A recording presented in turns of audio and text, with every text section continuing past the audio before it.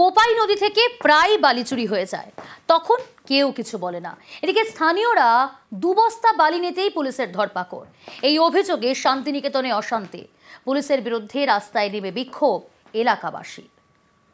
মাথায় করে বালি আনতে গিয়েছিল বলে দুজনা ধরে নিয়ে গেছে, আমরা গোছ দিতে পারি না বলে পুলিশগুলো এসে ধরে নিয়ে গেছে।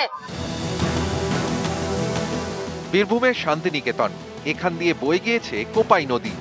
এই কোপাই নদীর পার থেকে প্রায় বালি চুরির অভিযোগ ওঠে, কিন্তু বুধবার দুবস্তা বালি তোলা নিয়ে একেবারে হই হট্টগোল। অশান্ত শান্তিনিকেতনের মহিষ ঢাল।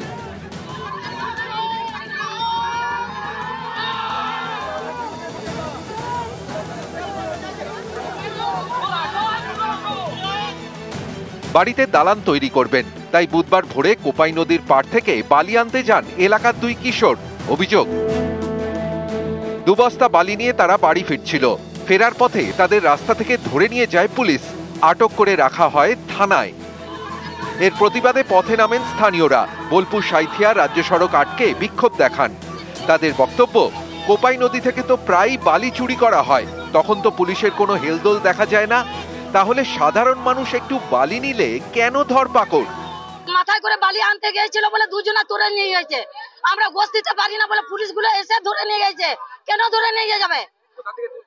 এই যে আমাদের কোপাই নদী থেকে, আমাদের তো নদীর কাছেই বাড়ি, আর ট্রাক্টর করে বই বই নিয়ে গিয়ে যাচ্ছে, সেইটা বলে পুলিশ দেখছে না।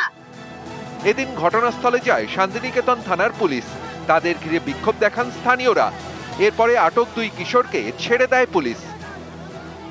বীরভূম থেকে ইন্দ্রজিৎ রুজ, নিউজ 18 বাংলা।